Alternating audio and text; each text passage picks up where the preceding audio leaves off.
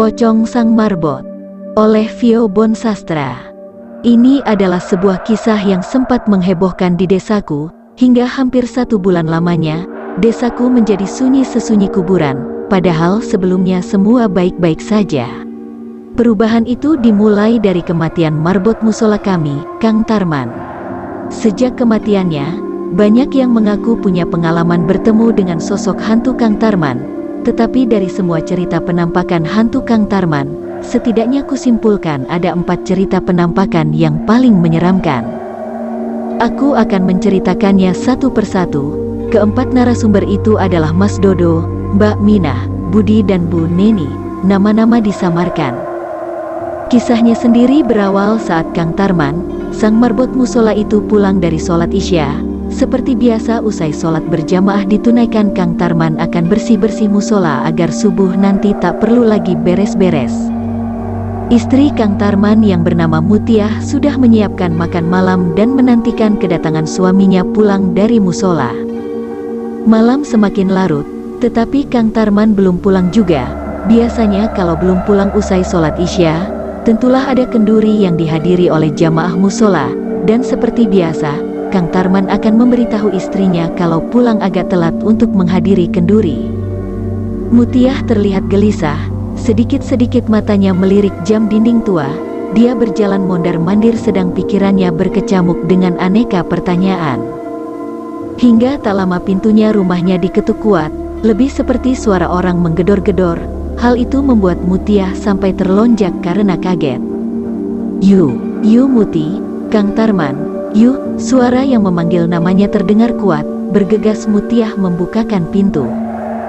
Loh Kosim, ada apa sampai kamu gedor-gedor pintu dan teriak-teriak gitu? Bikin aku kaget saja. Ada apa dengan Kang Tarman? Tanya Mutiah kepada Kosim, salah seorang tetangganya yang cukup akrab dengan Tarman. Kang Tarman, Yu, Kang Tarman. Iya, kenapa dengan suamiku? Kang Tarman meninggal dalam musola, waktu beres-beres usai sholat Isya.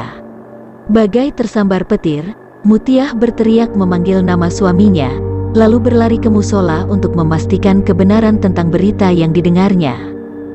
Benar saja, banyak warga sudah berkerumun di musola, sementara mayat Kang Tarman ditutupi selembar kain jarik. Menurut warga yang menemukan mayat Kang Tarman, katanya Kang Tarman ditemukan dalam keadaan tergeletak sudah mati.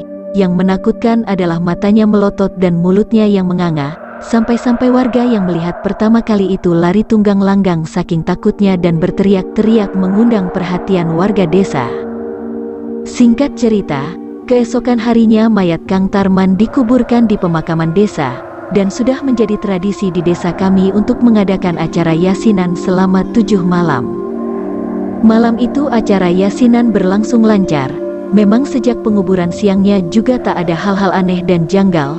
Meskipun mayat Kang Tarman matinya dalam keadaan tak wajar, tetapi para warga berpikir bahwa Kang Tarman adalah orang soleh. Tak ada yang akan menyangka kalau ternyata roh Kang Tarman akan bergentayangan mengganggu warga desa.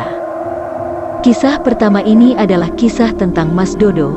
Dia bekerja sebagai penjaga malam di sebuah kantor tak jauh dari desa. Sekedar informasi bahwa desa kami ada di tengah kota. Siang kemarin Mas Dodo pun ikut melayat dan menguburkan jenazah Kang Tarman. Mengingat tugas jaganya dimulai dari jam 5 sore, sudah pasti Mas Dodo tak ikut dalam acara yasinan malam pertama Kang Tarman. Selama jaga malam pun Mas Dodo lebih banyak menghabiskan menonton TV di pos jaga.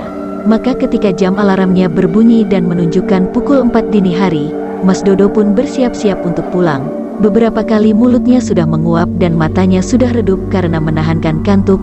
Mas Dodo lalu berjalan pulang sambil mulutnya berdendang lagu kesukaannya, sekedar mengusir kesunyian selama perjalanan pulang.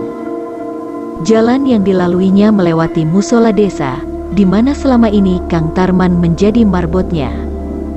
Musola lampunya sudah nyala, pasti Kang Tarman lagi beres-beres sajadah untuk sholat subuh jamaah nih, kata Mas Dodo kepada dirinya sendiri.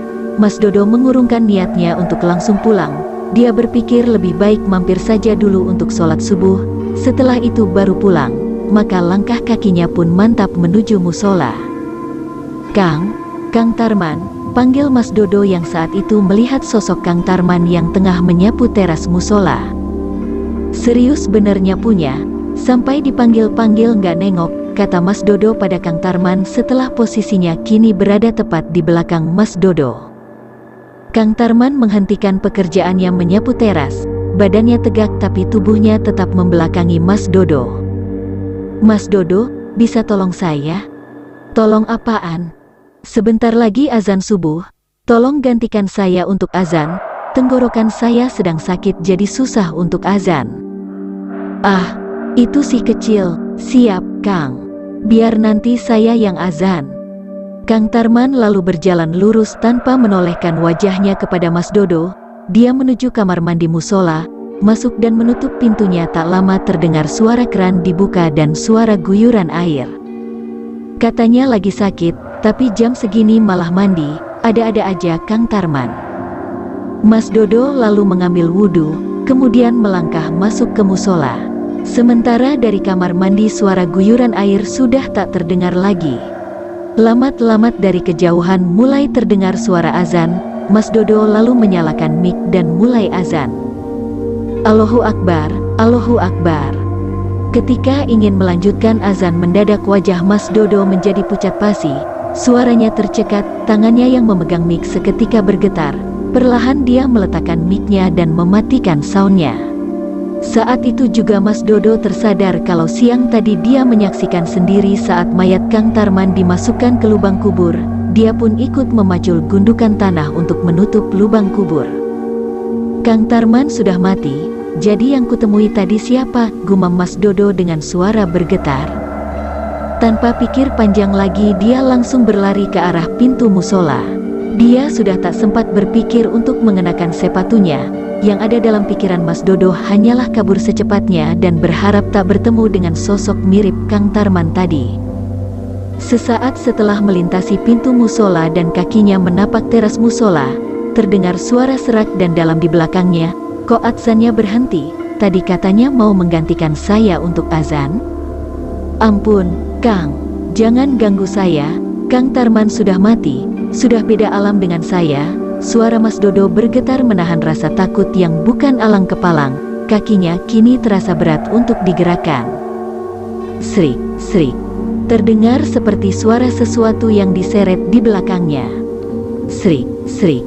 Tubuh Mas Dodo gemetar semakin hebat, detak jantungnya berdegup kencang tak karuan.